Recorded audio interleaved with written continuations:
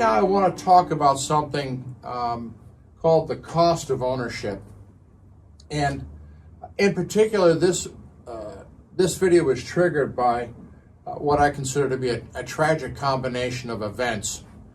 And it's tragic because what can happen is a brand becomes so popular that its willingness to take care of customers at a reasonable price seems to go right out the window. And I feel really bad for our customer. And what we're talking about is a McIntosh MC207. Now, and we sold McIntosh at one time. What we've got is a situation where at the time he purchased it, the customer paid $7,200 for a very fine 7-channel amplifier. And he's enjoyed it for a number of years, and he ended up with a failure. We're not sure why or what the failure was. Unfortunately, we didn't get a first chance to look at the amplifier. Instead, he contacted what is now officially the McIntosh Service Center for our area. And that's something else we'll talk about in terms of cost of ownership. But in his case, the site inspection itself, to come over and even look at the amplifier on site, was $350. At that time, he was basically given the information that he's looking at an estimate right now of repair of $2,300 to $3,000. The service center now has the piece, and the icing on top of this this cake is now he's going to be waiting 8 to 12 weeks just for the parts to come in. And what they anticipate is the failure of the product.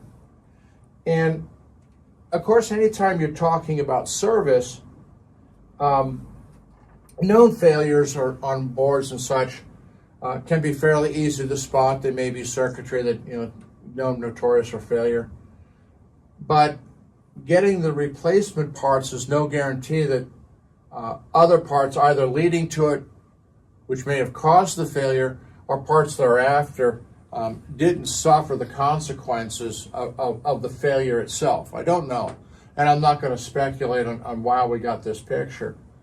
But what we're talking about is something that's out of warranty 5 or 6 years, and we're talking about literally 1/2 the cost of the product just to get it working again. And this is not a good equation. And to me, if this is common around the rest of the market for McIntosh, anybody considering purchasing a used piece needs to consider what's happened in terms of the cost of repair and support of the product and the delay. We're literally talking 3 months, a month, 2.5, 2 months to 3, just to get the parts to figure out where you're even starting. So that's part one.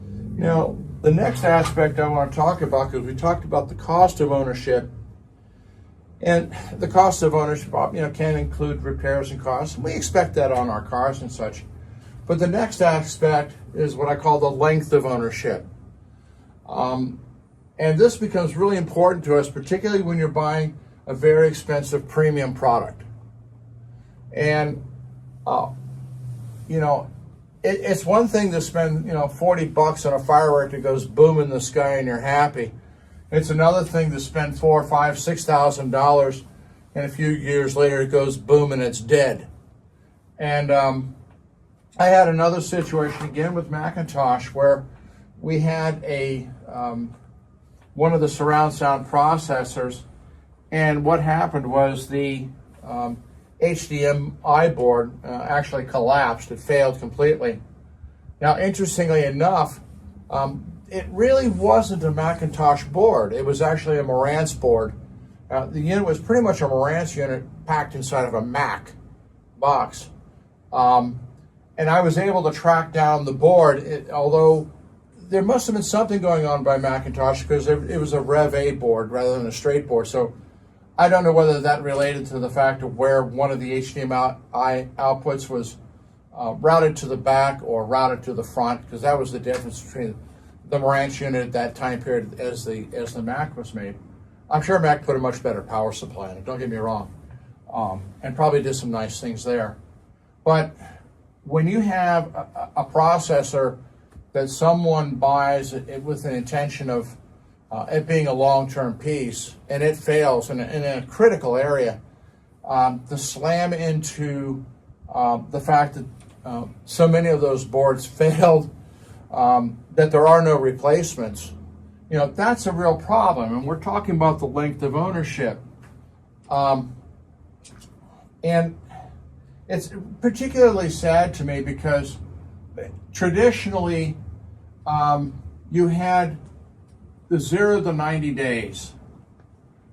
And within that time period, we referred to it as infant mortality. In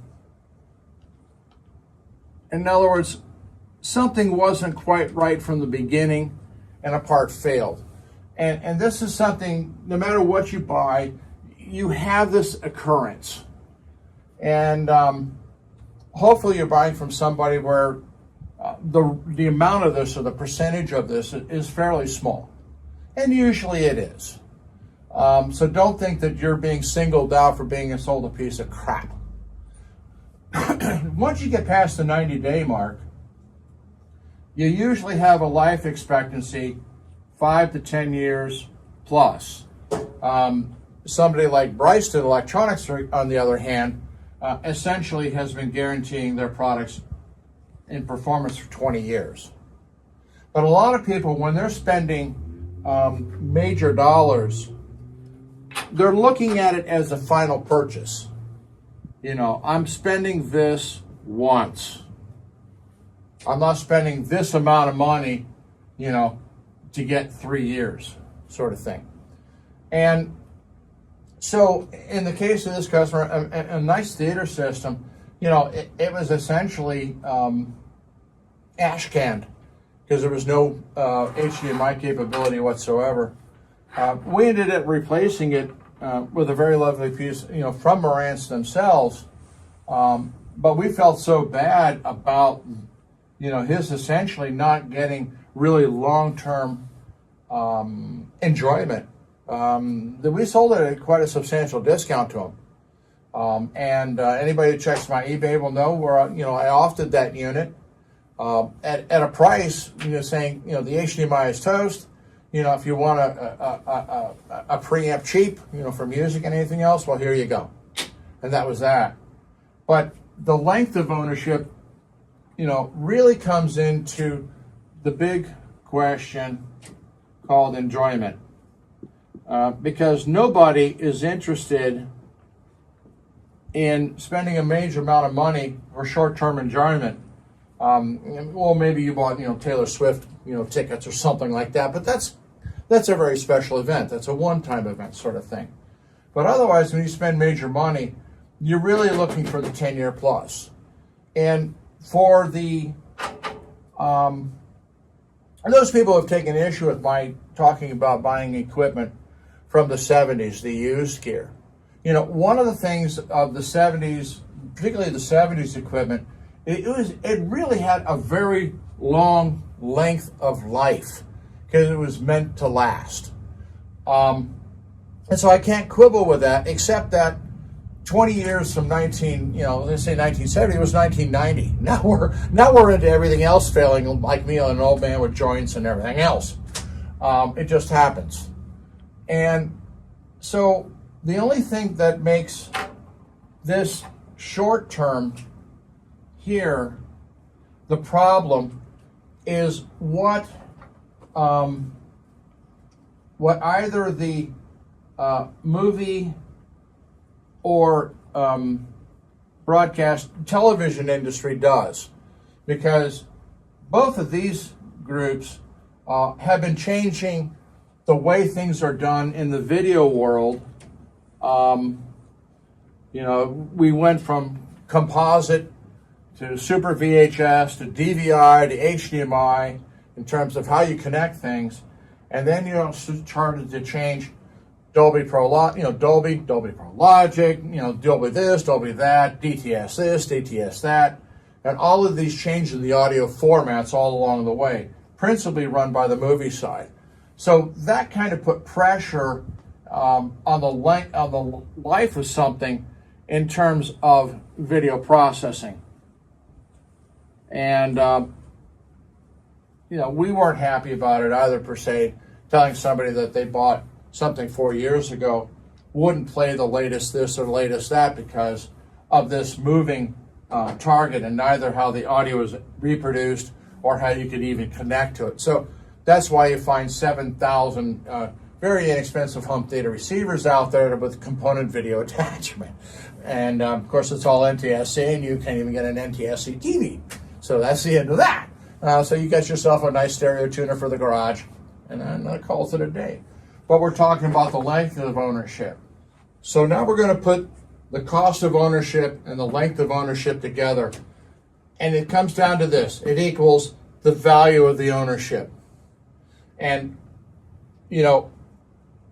Audible Elegance concentrates on what the cost is of the product and how long the product will last, because that's the real value of the product itself. Okay? Some brands have been able to market themselves to the point where the mere possession of the product, regardless of either its cost or its length of ownership, has any real true long-term value. There are some companies years ago when Class A first changed over from where they had, and Dave Nauber, who was then the head of Class A, what they tried to position the product as a sort of premium desire to own. It was like buying a piece of Tiffany jewelry. And there was really nothing particularly special about Tiffany jewelry. High quality, yes. But what they had done is they'd actually made the brand name, the value, as a significant surplus to the price of the product, because you could say, I own a piece of Tiffany. And that's all well and fine. I collect leaded crystal is kind of a hobby, and there are certain brands of leaded crystal that command really high values, and some of it's worth it. But there are other crystal manufacturers that are competently making equivalent product for significantly less value. But as an audio store and a home theater store, our goal is to look at, once you've bought something from us, how much does it cost to maintain it? And I pointed out two examples of a brand where the cost of ownership is exceptionally high. And I don't recommend buying used product of it, because you got to be aware of the cost and the length it's going to take to get it serviced, even if you do own it. That may affect your length of ownership. But in the final summation is the value, because if you get something that's used and it fails quickly, or technology outdates it in some cases, nobody has control over that. And it shortens your length of ownership, then you've essentially wasted your time fooling with it. You should have looked at something else. And so you got to be real careful about some brands that become so marketed on their name or the color or meters or whatever, that it loses sight of the real important thing, which is a combination of performance along with as little as possible in the cost of ownership, and certainly allows you to enjoy it long term. One of the other things that is problematic in our industry is what I call true value and the prestige of ownership as an individual, and perceived value, which actually takes on the concept of a status symbol. And the best example I can give you is I had an uncle who purchased a very valuable car. And not only was it valuable, but it was exceptional. And he was a member of the Kenwood Country Club, which is a very, very fine golf course, and not the premier exclusivity, but pretty damn close. And he bought this car thinking that when he showed up, that this is what was going to happen. Now, what he obtained was this. But when he showed up with this car, nobody gave a rat's ass about it, okay? So what did he do? He took this exceptional car and he traded it in, and what he bought was a Mercedes, which in terms of quality was less than what he owned. At that point, everybody around there said, "Wow, you got one of those." And he felt good about his purchase.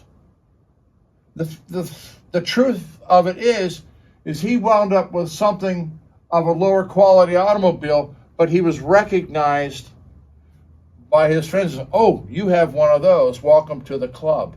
Now, I'm not saying Mercedes is a terrible car, but it was not in the league of what he owned. And I'm not going to talk about that. I know what car he owned, and it was an extraordinary car. But because nobody recognized it, it was not a status symbol.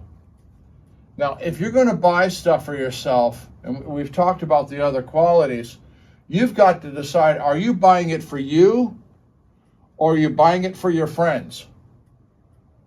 Now, to be honest, a car is out there on the street for everybody else to see, right? And if that strokes your ego, that's cool. But how many people come into your house? The best you can say is, "I own." Okay? Which maybe that gives you some brownie points in the league of people that you run around with. I don't know. I don't care. But who are you buying it for? Is the real question. And this all relates back to value and longevity. And I'm sorry, I'm not particularly good at delivering status symbols. I'm really good at making you happy at home.